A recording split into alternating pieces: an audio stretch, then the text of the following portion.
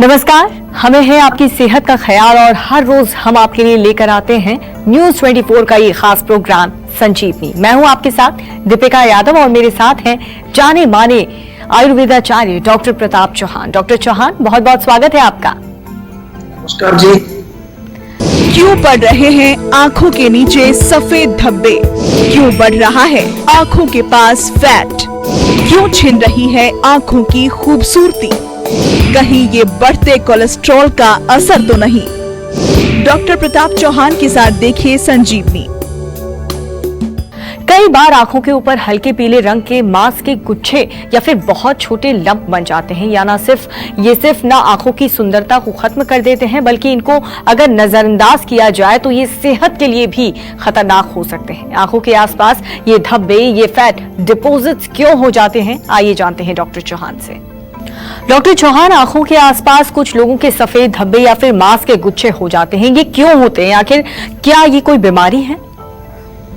जी हाँ, देखिए बहुत अच्छा विषय है और काफी लोगों को ये प्रॉब्लम होती है। इसको डेफिनेटली एक बीमारी मानना पड़ेगा और मैं बार बार कहता हूँ कि कोई छोटी से छोटी भी समस्या हो उसको समझने की जरूरत है। मेडिकल इसका एक नाम भी है जिसको कहते हैं जेंथल एस्मा के नाम से इसको मेडिकल टर्मिनोलॉजी में जाना जाता है। इसमें होता क्या है कि पलकों के ऊपर आपके जो है थोड़ा मांस मसल्स का एक गुच्छा सा बन जाता है। मोस्टली जो है नाक की साइड में, जिधर हमारी नाक होती है, वहां पर ये बहुत छोटा सा कोई जैसे लंप सा एक ऊपर गुच्छा सा उभर आता है। और इसमें अगर देखा जाए तो आम तौर पर जो हमारे रक्त के अंदर जो फैट होता है, जिसको कि हम लिपिड भी बोलते हैं, कोलेस्ट्रॉल भी इसका नाम है। कुछ लोगों में बिना कोलेस्ट्रॉल के भी होता है। ऐसे पेशेंट भी हमारे पास आते हैं कि जिनकी आंखों में ये हो रहे हैं, लेकिन जब उनका कोलेस्ट्रॉल टेस्ट कराया जाता है तो वहां कोई कोलेस्ट्रॉल उसका बढ़ा हुआ नहीं है, सब नॉर्मल है। इसका मतलब कुछ और भी कारण है, हमारे शरीर में कोई और भी बीमारी है जिसकी वजह से ये हो सकते हैं। और ऐसी कई प्रॉब्लम्स हैं, जैसे लिवर की एक हमारी प्रॉब्लम होती है।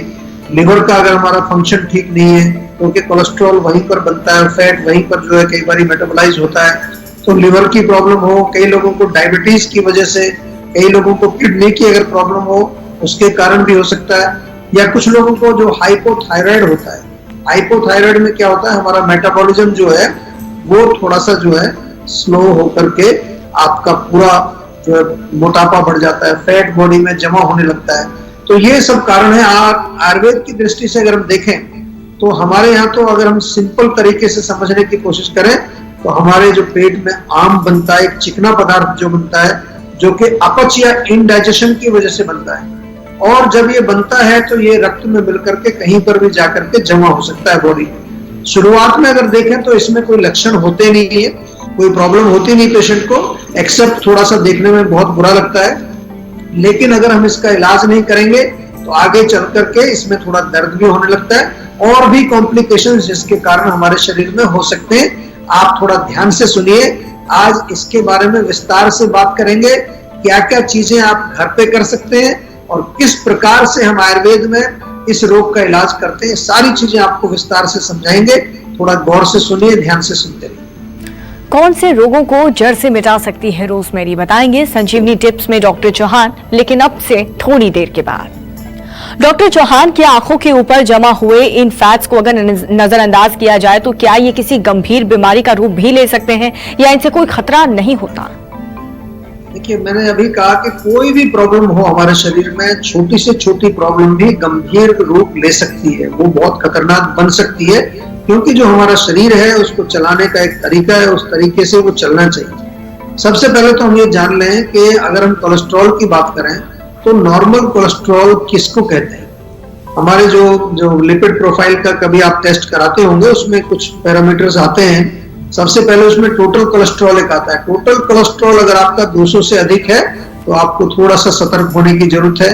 ट्राइग्लिसराइड्स एक दूसरा शब्द उसमें है। ट्राइग्लिसराइड अगर 150 तक है तो नॉर्मल है, उसके ऊपर होगा तो अगेन आपको सतर्क होने की जरूरत है। इसी तरह से बैड कोलेस्ट्रॉल आपने नाम सुना होगा, जिसको एलडीएल बोलते हैं। इसकी मात्रा 150 तक निर्धारित की जाती है, नियमित जो है, जो नॉर्मल रेंज जो उसका है। और गुड कोलेस्ट्रॉल जो है वो 40 से कम नहीं होना चाहिए। ये चीजें जो है आपको समझनी आवश्यक इसलिए होती है कि जब आप टेस्ट कराते हैं तो आपको पता होना चाहिए कि क्या इसकी नॉर्मल रेंज है। कई बार आपको डॉक्टर्स भी आपको जो समझाते हैं इसके बारे में। तो अगर हमारे रक्त के अंदर कोलेस्ट्रॉल की मात्रा अधिक होगी तो उसके कारण ये हमारे जो है आंखों पर भी जमा हो सकता है, बॉडी में कहीं पर भी जाके फैट जमा हो सकता है।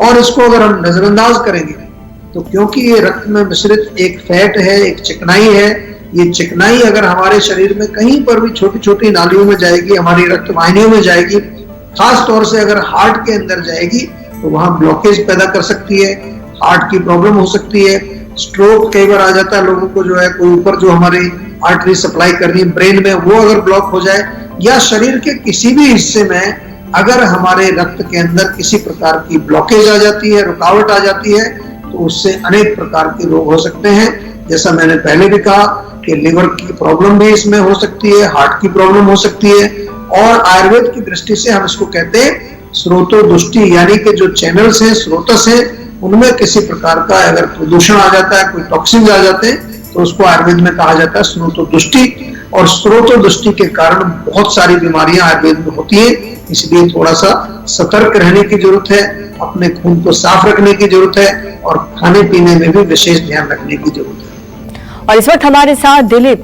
जम्मू से जुड़ चुके हैं। दिलीप, आप अपना सवाल पूछें। सर, सबसे पहले नमस्कार।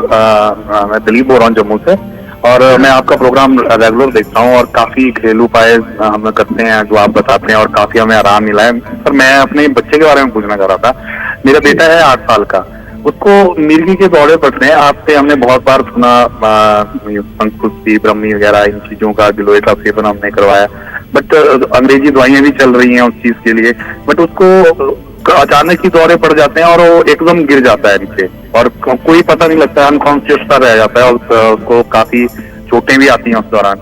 काफी दवाइयां भी करा दी सर, बट उसका कोई भी हमें समाधान नहीं मिला है। बाकी इस चीज के लिए अगर आप कुछ हमें बता पाएं सर। देखिए, जो ये मिर्गी का जो रोग है, अपस्मार इसको आयुर्वेद में कहा गया है, तो ये डेफिनेटली एक साधारण रोग नहीं है, डिफिकल्ट रोग है। हमारे पास भी जो केसेस आते हैं तो हम उसमें कोशिश करते हैं कि किसी प्रकार से जो आयुर्वेद के अनुसार, जो आयुर्वेद में उसका जो पूरा विवरण दिया है उस रोग का, जहाँ पर उसकी संप्राप्ति है, उसका जो है निदान और उसकी चिकित्सा सूत्र पूरा, उसी को फॉलो करते हैं। जो हमारे आयुर्वेद में जीवा में विशेष रूप से जो चिकित्सा की जाती है, वो हम बिल्कुल शास्त्रीय तरीके से जो प्रोटोकॉल्स हमने बनाए हैं अपने, वो शास्त्र के आधार पर बनाए। लेकिन हर पेशेंट एक अलग है अपने आप में। आप एक बारी हमारे जीवा के डॉक्टर से बातचीत करें अच्छी तरह से, विस्तार से, और आप चाहें तो जम्मू में आप हैं, वहाँ हमारी क्लिनिक है, वहाँ पर्सनली जाकर के डॉक्टर से मिलें, बच्चे को भी साथ ले जाएं, पूरा उसका चेकअप कराएं, दिखाएं, और उसके पश्चात जो भी निर्णय हमारा होगा वो बताएंगे। देखिए, मैं इसलिए आपको बता रहा हूँ कि हम लोग कुछ ऐसा नहीं करते हैं जीवा में कि हम कहें नहीं जी, हम तो हमारे पास कोई जादू की गोली है, हम ये रोग भी ठीक कर देंगे, ये रोग ठीक होते हैं। लेकिन रोग ठीक होने का तरीका यही है कि हर पेशेंट अपने आप में यूनिक पेशेंट है। एक पेशेंट को दूसरे से कंपेयर करना बड़ा मुश्किल होता है, लेकिन डेफिनेटली आयुर्वेद में इस रोग का वर्णन है, इसकी चिकित्सा है। तो आप एक बार जीवा में जरूर संपर्क करें। और अभी फिलहाल के लिए इतना मैं बता दूं कि थोड़ा सा जो है उसको आप देसी घी, जो गाय का अगर घी मिलता है, वो थोड़ा सेवन कराइए। नाक में भी घी डाल सकते हैं या बादाम का तेल डालें, सिर में थोड़ी मालिश करें, बॉडी में पूरी में मालिश कर दीजिए, क्योंकि हमारे यहाँ वात का जो प्रकोप इसमें मुख्य रूप से माना गया है आयुर्वेद में, तो लुब्रिकेशन से काफी फर्क पड़ता है। बाकी जो है जैसा निर्देश हमारे डॉक्टर्स देंगे उसके अनुसार उसको आप पूर्ण रूप से पालन करेंगे, तो मुझे उम्मीद है कि आपके बच्चे को डेफिनेटली कुछ न कुछ आराम जरूर मिलेगा। डॉक्टर चौहान, आंखों के आसपास अगर किसी के कोलेस्ट्रॉल डिपॉजिट हो रहा है तो क्या घरेलू उपाय से इसे दूर किया जा सकता है? जी बिल्कुल। देखिए, सबसे पहले तो मैंने कहा कि खाने पीने का आपको ध्यान रखना है। जैसा हमने अभी आपको समझा दिया है कि ब्लड के अंदर जब भी जो है लिपिड की मात्रा, फैट की मात्रा बढ़ेगी तो इस तरह की समस्या आएंगी। तो खाने पीने में आप देखिए, बहुत ज्यादा फ्राइड चीजें, चिकनाई चीजें, मिल्क प्रोडक्ट्स, मिठाई, या जो भी गरिष्ठ भोजन जिसको हम कहते हैं, जो देर से पचता है, जो आम बनाता है, उसका सेवन नहीं करना है। घरेलू नुस्खे इसके लिए जो है, जो आंख के ऊपर हमारा ये हो जाता है प्रॉब्लम, इसके लिए बड़ा सिंपल है कि लहसुन की एक कली रोज सुबह खाली पेट छोटी छोटी सी काट करके आप उसको खा जाइए इंटरनली, और उसको थोड़ा पीस करके वहां लेप भी लगा सकते हैं। थोड़ा तीखा लगेगा, आंख को बचाना है, आंख के अंदर उसका नहीं जाना चाहिए, तो आंख लाल हो जाएगी आपकी। और 1 कप गुनगुने पानी में सुबह खाली पेट 1 चम्मच सेब का सिरका, जिसको एप्पल साइडर विनेगर जिसको बोलते हैं, वो डाल करके अगर आप पिएंगे उससे बहुत फर्क पड़ता है। प्याज का रस भी आप ले सकते हैं, 1 चम्मच प्याज का रस, उसमें चाहें तो 1 चम्मच शहद मिला लीजिए, या तो उसको आधा कप गुनगुने पानी में घोल करके पी सकते हैं। और इसके अतिरिक्त जो है, केला जो खाते हैं आप, उसके छिलके को फेंकिए मत, उसके अंदर से थोड़ा स्क्रैप करके उसका पेस्ट बना के उसका लेप करने से भी आपको लाभ मिलता है। और सुबह खाली पेट जो है कम से कम 5-7 पत्ते नीम के ताजे पत्ते चबा करके खाएंगे तो उससे आपका खून साफ होगा। बहुत बढ़िया चीज है, सरल है, सिंपल है, कोई भी कर सकता है। मेथी का पानी भी इसमें पीने को बताया जाता है। घरेलू नुस्खे अभी मैं बता रहा हूँ, चिकित्सा भी इसको कैसे करते हैं आयुर्वेद में वो भी बताएंगे। और मेथी जो है 1 चम्मच आप रात को 1 कप पानी में भिगो दीजिए, सुबह ये मेथी वाला पानी आप पी लेंगे, इससे भी आपको फायदा मिलेगा। और चलिए अब बारी है आज की संजीवनी की। डॉक्टर चौहान, आंखों के आसपास कोलेस्ट्रॉल डिपॉजिट को किन आयुर्वेदिक दवाओं की मदद से जड़ से खत्म किया जा सकता है? देखिए, सबसे पहले तो अभी मैंने जो घरेलू नुस्खे आपको बताए, वो घरेलू नुस्खे जो है वो कोई पूर्ण रूप से इलाज नहीं होते हैं। हम हमेशा बताते हैं घरेलू नुस्खे, लेकिन वो मुख्य रूप से आपको आयुर्वेद से जोड़ने का एक हमारा प्रयास है। जब चिकित्सा की बात आती है तो डेफिनेटली जो है आयुर्वेद में जो तरीका लिखा है किसी भी रोग की चिकित्सा का, उसको हमें फॉलो करना है। जैसे यहाँ पर अगर हम देखें तो हमने बताया कि यहाँ पर जो है स्रोतो दुष्टि, तो स्रोतो शुद्धि करनी पड़ेगी, स्रोतस को साफ करना पड़ेगा। और दूसरा, हमारे रक्त के अंदर जो है फैट जम गया है तो उसको साफ करना पड़ेगा, रक्त शोधन। तो मुख्य रूप से जब ऐसे रोग हमारे पास आते हैं तो उसमें क्या करते हैं हम, हमारी लाइन ऑफ ट्रीटमेंट सबसे पहले शोधन चिकित्सा, उसमें डिटॉक्स आज की भाषा में बोलते हैं, लेकिन डिटॉक्स बड़ा हल्का शब्द है। आयुर्वेद का जो शोधन है बहुत एक डीप प्रोसेस है, बहुत एक अच्छा प्रोसीजर है। उसमें रक्त शोधन भी किया जाता है, स्रोत शुद्धि भी की जाती है, पंचकर्म चिकित्सा भी इसमें हम करते हैं। पंचकर्म जो है हमारे बॉडी के डीपर लेवल पर जाकर के, सूक्ष्म लेवल पर जाकर के टॉक्सिन्स को बाहर निकालने का एक प्रक्रिया है, कई तरह की उसमें क्रियाएं हम करते हैं।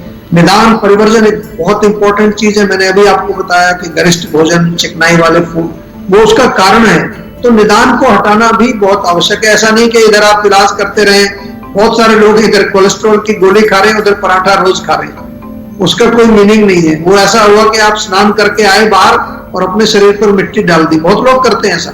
एक एंटासिड ली, बाद में 5 मिनट में चाय पी ली और दिन में 3 चाय और पी ली, तो सारा एसिडिटी तो आप खुद बना रहे हो, फिर एंटासिड किस लिए ले रहे हैं आप? इसीलिए हमारे यहाँ पर जो है निदान को हटाना, निदान परिवर्जन एक बहुत इंपॉर्टेंट पार्ट ऑफ चिकित्सा होता है। और पथ्य अपथ्य, क्या खाना है क्या नहीं खाना है, एक्सरसाइज, योग, प्राणायाम, ये भी एक बहुत इंपॉर्टेंट है इस पर्टिकुलर रोग में, क्योंकि हमें खून को साफ करना है, बॉडी में अंदर फैट जमा नहीं होना चाहिए। और not to forget, last but not the least, जैसा कहते हैं कि मानसिक तनाव, जो मेंटल स्ट्रेस आजकल इतना बढ़ गया है लोगों में, छोटी छोटी बातों के ऊपर जो है तनाव हो जाता है, उसको भी मैनेज करना है। तो कभी कभार जो हमारा मानसिक तनाव ज्यादा होता है उसके कारण भी मैंने देखा है लोगों के ट्राइग्लिसराइड्स बढ़ जाते हैं, फैट की क्वांटिटी जो है ब्लड के अंदर बढ़ जाती है मेंटल स्ट्रेस के कारण। तो जो भी कारण है उसी को अच्छी तरह से डायग्नोज करके हमारे यहाँ पर चिकित्सा की जाती है। वक्त हो चला है अब संजीवनी टिप्स का। डॉक्टर चौहान, रोजमेरी किन रोगों को जड़ से मिटा सकती है? देखिए, सबसे पहले तो आपको बता दूं कि रोजमेरी क्या होती है, क्योंकि नया सा शब्द है, खासतौर से भारत में उतना पॉपुलर नहीं है। एक छोटी सी एक जड़ी बूटी है, ये सदाबहार जड़ी बूटी, और मोस्टली जो है ये यूरोपियन कंट्रीज में, विशेष रूप से जो इटली, स्पेन वाला एरिया है, मेडिटेरेनियन एरिया जिसको बोलते हैं, वहां पर इसका प्रयोग होता है। बहुत अच्छी खुशबू इसमें से आती है, इसको खुशबू के लिए भी प्रयोग किया जाता है। इसके और भी गुण हैं। सबसे पहले तो जो है एंटीऑक्सीडेंट है। ये एंटीऑक्सीडेंट आपको मालूम है हमारे शरीर में जो है हमारी इम्यूनिटी को भी बूस्ट करती है, प्लस जो है कैंसर का प्रिवेंशन भी इससे होता है। दूसरा, ये शोथर भी है, यानी कि सूजन को कम करती है। तो जोड़ों का दर्द यदि हो तो रोजमेरी को उबाल करके रोजमेरी टी बना सकते हैं। और इसकी जो है जो एरोमा, जो इसका खुशबू है, ये खुशबू जो है ये मन को शांत करती है। कई बार इसका एक एसेंशियल ऑयल भी आप यूज कर सकते हैं, एरोमेटिक ऑयल, जो कि लैंप में अपने कमरे में लगाएं तो उससे मन भी शांत होता है। थोड़ा मन शांत होगा तो नींद भी अच्छी आएगी। और हेयर के लिए भी, बालों के लिए भी बहुत अच्छी है। हमारे यहाँ जियो में तो एक रोजमेरी थाइम करके पूरा हेयर टॉनिक हम बनाते हैं, बहुत पॉपुलर है, काफी लोग उसको प्रयोग करते हैं और ओवरऑल देखें तो इम्यूनिटी बूस्टर भी है। और इसके साथ साथ जो है हम ये कहें कि हमारे पाचन के लिए भी बहुत अच्छी है। जब हम खाने में इसका प्रयोग करते हैं as a spice, as a masala, जैसे आपने देखा होगा ओरिगेनो, बेसिलिका, ये सब डाला जाता है ना। आजकल जो थोड़ा सा वेस्टर्न फूड खाने वाले लोग हैं उनको ये शब्द मालूम होंगे, तो इसी तरह से रोजमेरी भी डाला जाता है, वो हमारे पाचन के लिए भी अच्छा है। धन्यवाद डॉक्टर साहब आपका इन तमाम बातों के लिए। थैंक यू जी, थैंक यू वेरी मच। हम उम्मीद करते हैं कि आप भी आज डॉक्टर प्रताप चौहान को सुनने के बाद सेहतमंद रहने की तरफ अपना एक और कदम बढ़ाएंगे और इसमें आपकी मदद करने के लिए आपके साथ है सेहत का नंबर 0129404004। ये नंबर फौरन घुमाएं और अपनी कॉल रजिस्टर करवाएं। आप हमें ईमेल भी कर सकते हैं। हमारा ईमेल आईडी है info@jiva.com। फेसबुक के जरिए भी आप हमसे जुड़ सकते हैं। हमारी फेसबुक आईडी है www.facebook.com/जीवा आयुर्वेदा। हमेशा स्वस्थ रहें, तंदुरुस्त रहें और खुश रहें। इसी उम्मीद के साथ कल फिर होगी आपसे मुलाकात। आप दीजिए इजाजत। नमस्कार। नमस्कार, मैं हूं मानक गुप्ता। अगर आपको हमारा ये वीडियो पसंद आया हो तो इसे लाइक और शेयर जरूर करें और हाँ, हमें सब्सक्राइब और फॉलो करना ना भूलें ताकि आप देश और दुनिया की कोई खबर मिस ना करें। तो जुड़े रहिए हमारे साथ और देखते रहिए News 24।